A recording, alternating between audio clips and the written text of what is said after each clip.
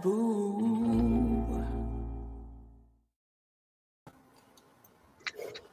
And good afternoon, everyone. Welcome to Revenue Hacks, the industry game changer weekly live show by Rise Up. Every Wednesday, we attempt to face and get challenged by the industry's issues, find solutions, share ideas and best practices. My name is Custódio, your host and producer for today. And with us for the next 30 minutes at least, we've got Elder Neto, Ariane Langiel, and Erika Bucci. Could you please all introduce yourselves? Elder, please. Hi everyone, my name is Elda. I am currently studying my master's in luxury hospitality management. I also work at Mandarin Oriental as a hostess at the new restaurant, The Aubrey. Welcome. Ariane. Hi everyone, my name is Ariane Langiel. I am the course leader for the hospitality management courses undergraduate at the University of West London. And before that, I have 20 years experience in the hospitality industry. Welcome. Last but not least, Erika. Hi, everyone. So I'm Erika Bucci, and I have about 20 plus experience in the industry. I studied hospitality, then I worked in hotels for 12 years, and for the last 8 years, I'm in hospitality technology. Welcome, everyone. Well, I'm not mentioning an age or number of years in hospitality because I've known some of the people on this call for nearly over 20 years, so I'm going to keep that to myself. But on a serious topic, today we really want to focus on education and hospitality. I think it's been a key challenge. A career versus access to a country. Where does hospitality lie in? We've had always two sides of the coin. The great one is becomes your career, your dream to work in hospitality. The second, it may become an entry door and access to a new country, a new life. What we want to do today is the experience we have on the show is really try and focus. How can we turn hospitality into the wonderful career that it can be? What can the industry do from entities to professionals, education and governments? And hence the reason of our guest today. Ariane, if I could start with you, you and I go back a long way. We've discussed education, we've discussed hospitality over far too many meals. Unfortunately, our Elder's restaurant never got the invite through when she started that career of hers there. But anyway, we'll wait for that at the end of the show. For me, it's really, is there enough education focus on hospitality for people like Elder and others who see like us and others who are attending the show? Is there enough focus, or what can more be done from parties that are part of our industry? I mean, I think certainly from from an education perspective, and then perhaps I'll go on to the looking at it from a government perspective, but certainly from an education perspective, I don't know where our listeners are from today, but in all over the world, you have hospitality courses. It could take the shape of a hotel school, sort of on the Swiss model, more of a college experience that they have in the States, and they've got some fantastic hospitality courses over there. Cornell, for example. And what we have here in the UK is definitely sort of further education at college level, but at university level, there are a number of universities across the country. UWL obviously is one, the University of West London, but I have colleagues, working in other universities around the country, all the way from Edinburgh to Bournemouth and everything in between. And I think if you look at the curriculum that the universities deliver, there are certain things that are similar, where we do really develop courses that I think are threefold. So certainly at the University of West London, the first year is going to be looking at operations. The second year of a 3-year undergraduate degree is more about management, and then the third year is more about strategy. So we really are trying to develop, hospitality, and also in order to raise awareness, which is perhaps another issue, is looking at hospitality as a management course, because I think that's something that perhaps people don't realize, is that hospitality incorporates elements of management that you might study on a management course like human resources management, marketing, finance, etc. And the advantage of studying those within the context of hospitality is you really become a specialist of human resources management in hospitality. It's not the same managing people that work in a restaurant, for example, like Elda does, versus someone who works in for Amazon or in a factory. So it's a different approach. So yes, I think there is enough hospitality education focus. I think there is also an important role, certainly in the UK, for the government to play. We've had chats before around the BTECs. Which slowly the government is phasing out. They're trying to replace them with what they call T levels, which stands for technology levels. and also looking at apprenticeships. That hasn't been extremely successful in the UK, sadly, and it's something I think that we could look at in the future, of having that merge between hospitality and practice in the form of an apprenticeship, where you might study 1 day a week and then be working in a hospitality organization. So I think the courses are there. I think we need to raise awareness. On that note, and Alda, if I may come to you, one of the things that we've discussed in the past is obviously how can the industry attract and how does it funnel that experience and grabs you? We discussed previously on a conversation chat we had where suddenly, as soon as you want to get that experience, that hands-on experience, everyone pushes you, you're going to become a waitress. You're going to come in tomorrow, there's your early shift, get up early or don't get up at all sort of attitude. But there's so many more, like Ariane mentioned, human resources, management, IT, skills that are needed. From your point of view, you, the youngest of us, I can say that openly, proudly say on that, but you've gone through now, you've graduated, you're looking at your masters, amazing inspiring story from when we met, but what can the industry do and what can those associations, be in education, government can do to attract more, to be more into hospitality and listen more to what the people want, the students, your generation and age group, and by no means I sound derogative, I'm sounding old now, but what you stuck around, you want to make a career, you're at a great location in Mandarin, what more can it be done? What do your peers say? What the feedback do you have for us and to our listeners on that? I would say that in terms of companies, they need to open themselves a little bit more to us, going more to the careers fair, offering to provide us the experience that we are looking for. And because I believe that certain times they kind of try to fit us where they need us more than what we are looking for, and that's where they need to improve. I would say that because most of the times when we students are need to do internship to complete our studies, we do contact the companies. Some of them do offer themselves to help. Some of them kind of are not that available as we wish. And they do not provide us the spaces that we are looking for. If we are studying, like Ariane said, on human resources or any other thing, and as many students don't know, but in hospitality, you can go anywhere, retail, anything, even that you have a background in hospitality.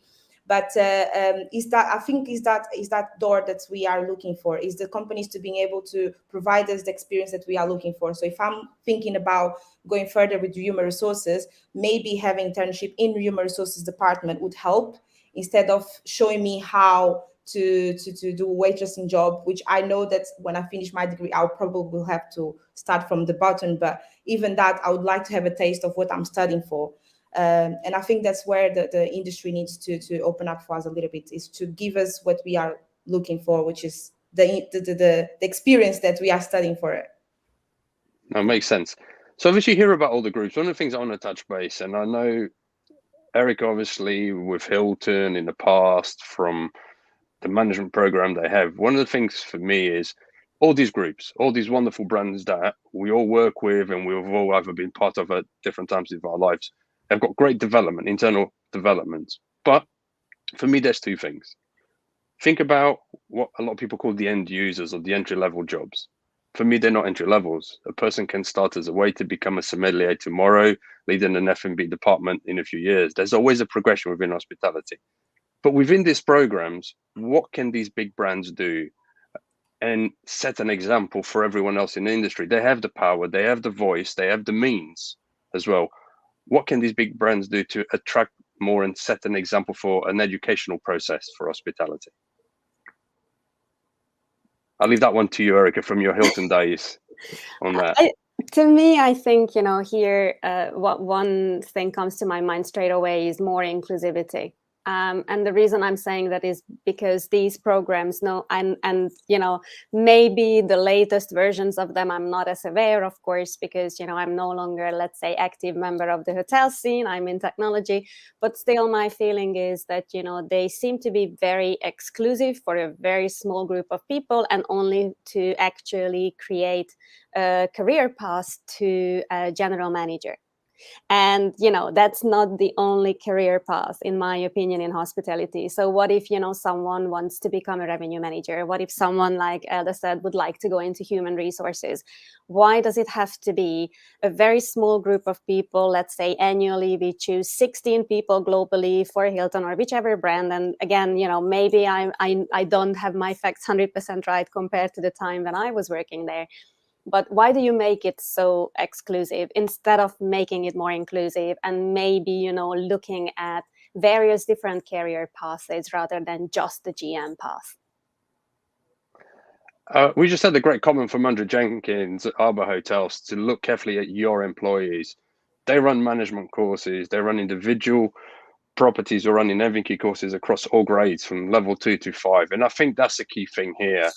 At the end of the day, I totally agree. Management courses are great. But when you think about it, for every manager, there's 200 other staff behind him or her in that matter. And more so, that inclusivity is needed. We can no longer say that a chief engineer has to be male, a head housekeeper has to be female. I think that needs to change tremendously in our industry. I say this, and I come from a family of operational team members, from a French-trained food and beverage manager who then cross-trained as a sommelier, became a concierge, and he's now retired in Portugal enjoying life, who's now got a grandson as a waiter in a Hilton down the road. So there is all of those opportunities available there. And I think for me, it's exactly that. It's finding those paths and finding everyone. There's so much skill set out there that the industry could take advantage of, especially in a time of need like now. And that's where I really want to pick up. Aaron, you touched base on the possible management courses, but how many operational courses? I know university is great, which focus straight away on operational. Let's start from the grounds, roots up, and build up and choose your path and you follow. I mean, a prime example we've got here is Elda, who's followed the path and is now with a wonderful property in Knightsbridge. And we're taking time away while she's on holiday in Rome for today. But between the two of you, you've got the experience right now, what's happening in 2022. How can people come in and find out about those courses? Are properties, are brands, are the industry professionals coming into your education establishment to present what they have, like Andrew? Are doors open for the groups to come in and say, hello, I'm Andrew, hello, I'm Custódio, I work as a supplier, wherever it may be. I'd really like, one of the things you've done is those open days you've mentioned to me in the past, how are those being facilitated? How can the groups that are listening today, suppliers, and maybe get more involved and support you in your education establishment in a way? So you want me to pick that one up, Custódio? That would be brilliant. So, I mean, I think we always used to do, so I'm really, really sorry to do this, but I'm going to talk pre-COVID and post-COVID. We obviously, I use the C word, but things have changed, and I think for the better post-COVID, actually for hospitality. But pre-COVID, we always did have employer engagement. We had, employers come in. We had a careers week that was held in February. We used to do that once a year.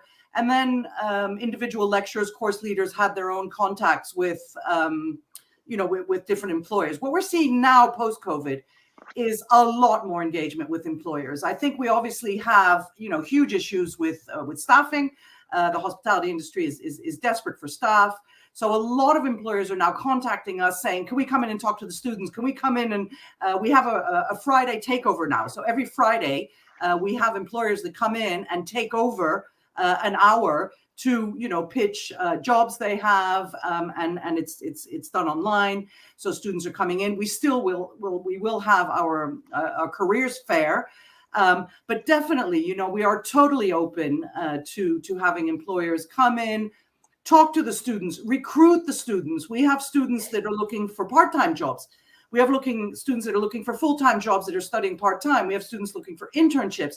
We have students that are going to graduate in literally 5 weeks that are looking for careers, whether it be, jobs or management training, et cetera. So we are, and I think industry has realized this post-COVID, really, there's a pool of talent that's sitting in my classrooms. And we're very, very happy to engage with industry. The students also, even this morning, were telling us how important it is for them to have guest speakers come in, for them to hear, people from industry talk to them about different topics. So we are definitely open. I'm just looking at the comment here.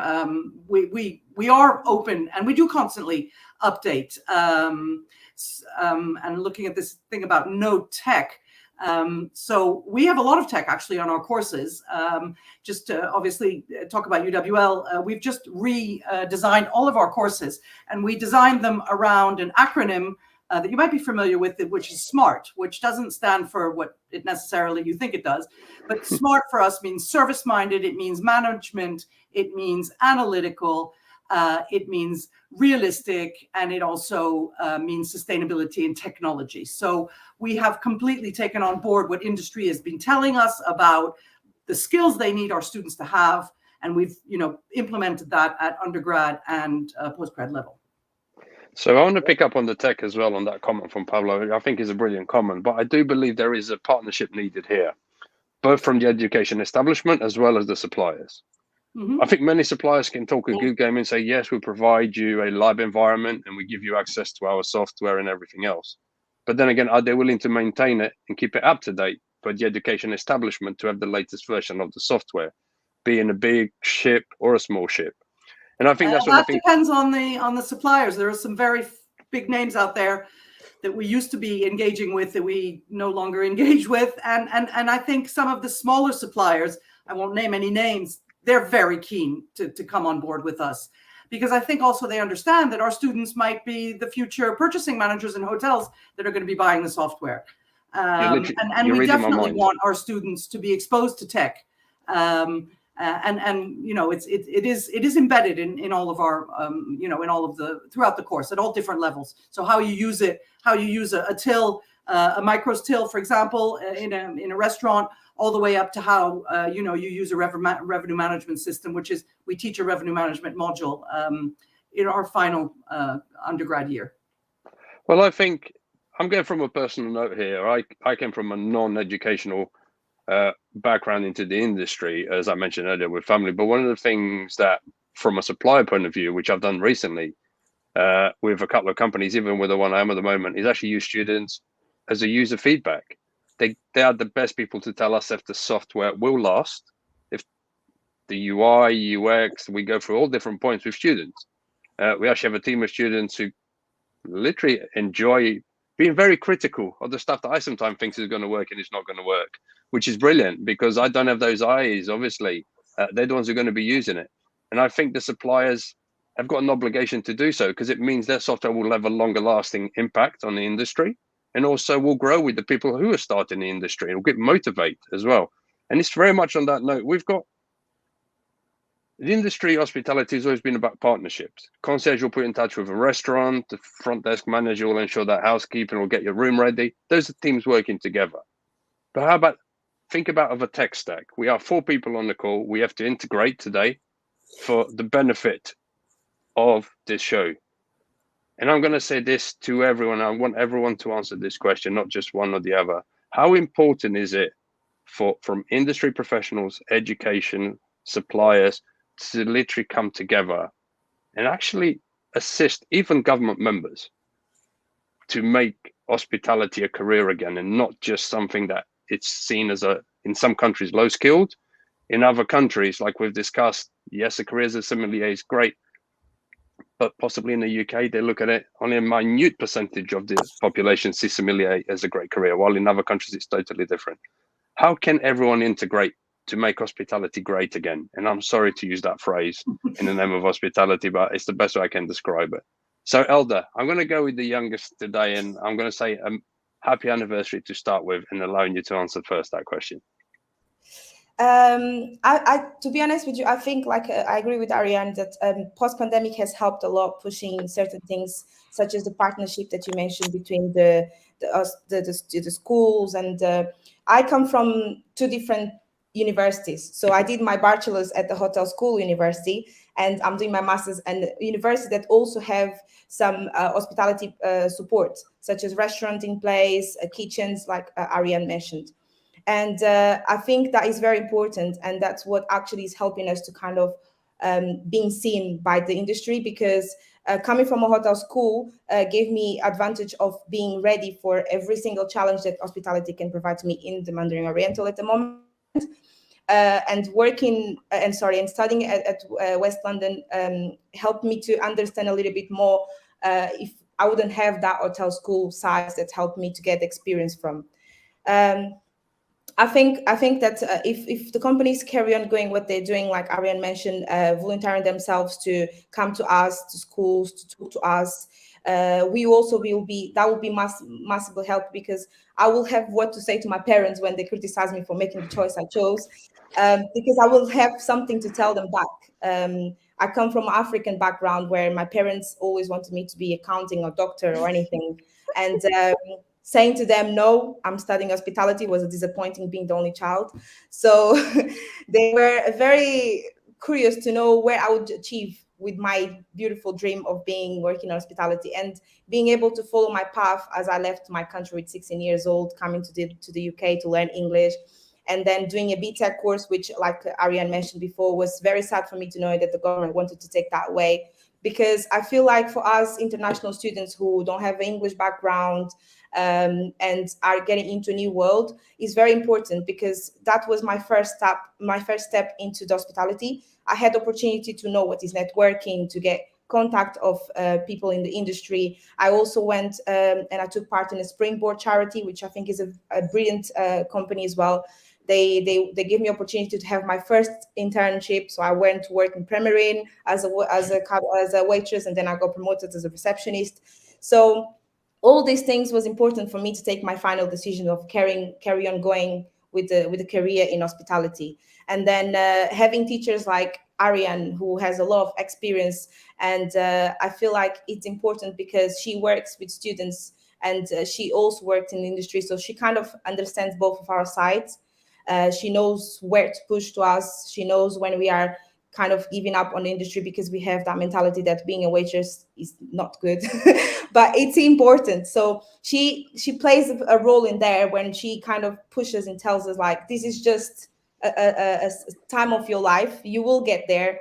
Just where you're going in terms of studying hard, learn as much as you can, read, do the assignments, and interact with people. The careers fairs are very important. That's how I met Mandarin Oriental. They literally came to us. They explained how the opportunities there work.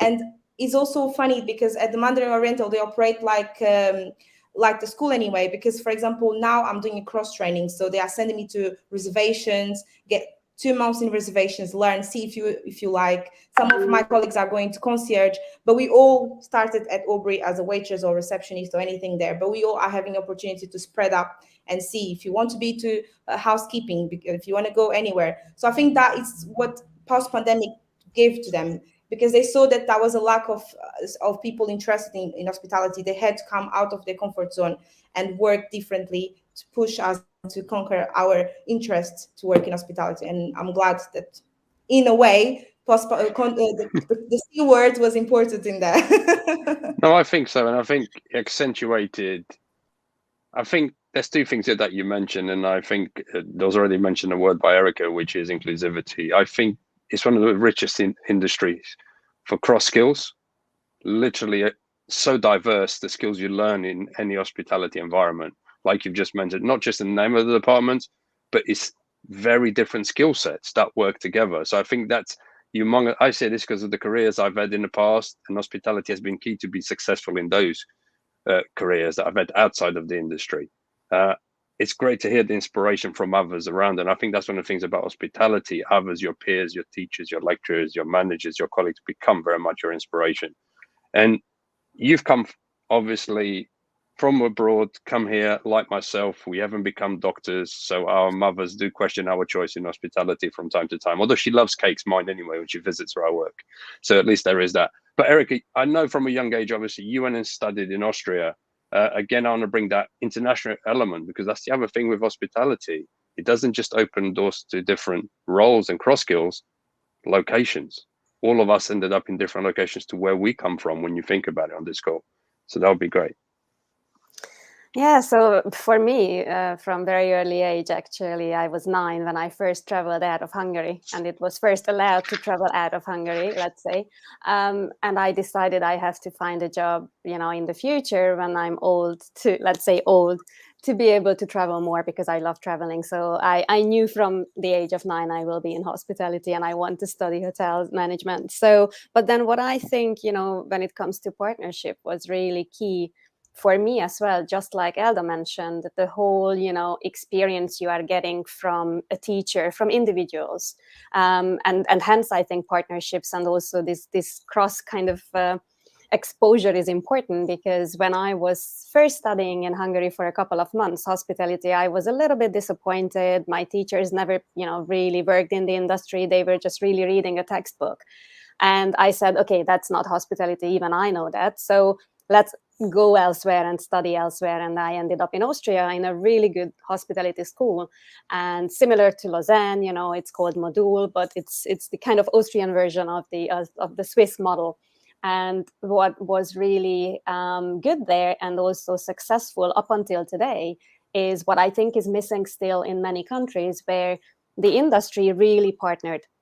They, brought everyone together from, professionals from the industry to, the schools, to really everything, the whole tourism, sector in the country. And they said, what do we need? What type of education do these people need to get to actually be successful and also, make us as a country or, the whole industry successful? And they created that environment, and they actually sent people from the industry to run the courses.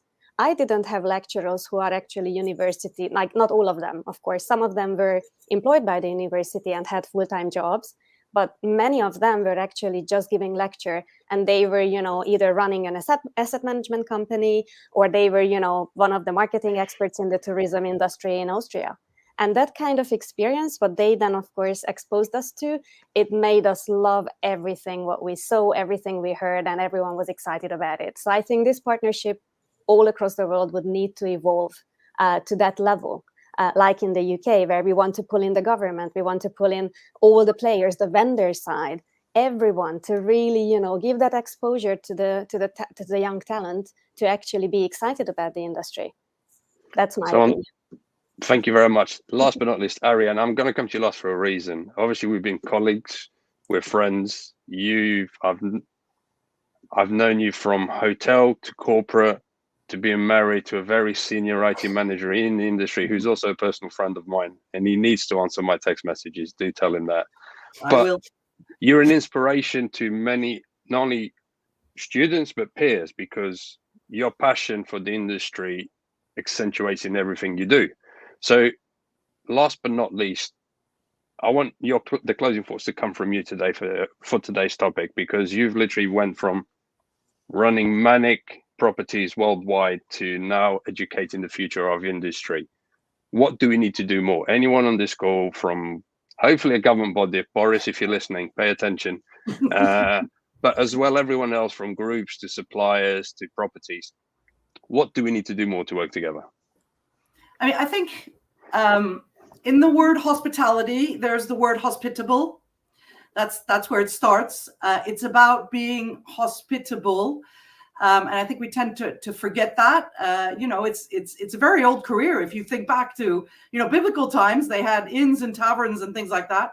People were hospitable. So I think we need, there's two things we need to do, really. One is to raise awareness of hospitality as a career, and not have mom and dad, be disappointed when their children choose the career. I think it is a career. Something we didn't quite mention, you touched on it, Custódio, is all these skills that you learn. I was talking about this morning. Transferable skills, whether it's communication skills, whether it's technical skills, whether it's problem-solving skills, that are so important, and that we teach the students, and then, as Elda mentioned, they might go on to work in retail, which is fine. So I think it's raising awareness, and I certainly in certain countries there is more awareness of hospitality as a career than in others. So that's the first thing. And then the second thing is, as educators, I am lucky to have, a considerable professional background that I share with the students, but I have to keep my finger on the pulse. I have to understand what hotels, what organizations want today. Hence this complete rebranding and change of our courses, where we thought we have to start teaching the skills, we have to start listening to industry, and our courses are developed with industry. We have focus groups when we bring in hoteliers and we say, listen, what skills do our students need to have so you can employ them? So there has to be that partnership as well. And then yes, government, obviously they're huge drivers as well. But I think, we do have, and post-COVID, the stigma that it's not a real job and I'm going to work as a waitress until I find a real job. I think we have to get over that, because there's so much to be said about having a career in hospitality. It's so enriching. There's so much you can do. You can work on cruise ships. You can go work for the army if you want. You can work for, you can have your own business. It's very, very rich. I couldn't agree more. And I'd say it's the best place to learn the best interpersonal skills ever, and to meet the great friends that we have today and peers. Last but not least, I want to say thank you to everyone, of course, for today's giving up your time. And Elder, as obviously is shown, happy anniversary. You have your personal time, and I hope that your boyfriend, if we can make it up to you, I'm sure we will. And enjoyed the rest of your day. To everyone who's listening, please go and visit the Rise Up Revenue team. They're at the Hotel Revenue Forum. You'll meet Sylvia, Thibault, and Rita. Go and annoy them on our behalf. Enjoy a coffee and learn what we're doing in the background. I'd like to thank everyone for attending the show today, everyone for listening. Revenue Hacks is now available on all major post channels: Spotify, Apple Podcasts, Google Podcasts, and of course, last but not least, join us on weriseup.com.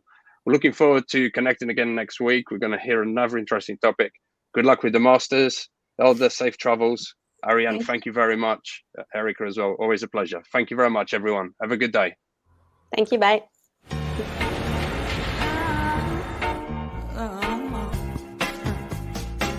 My words will never ever leave you in doubt. I don't see what all the fuss is about. I didn't know I had to watch my tongue. Now you know that I'm a loaded gun. Yeah, you know it's true. I'm too taboo.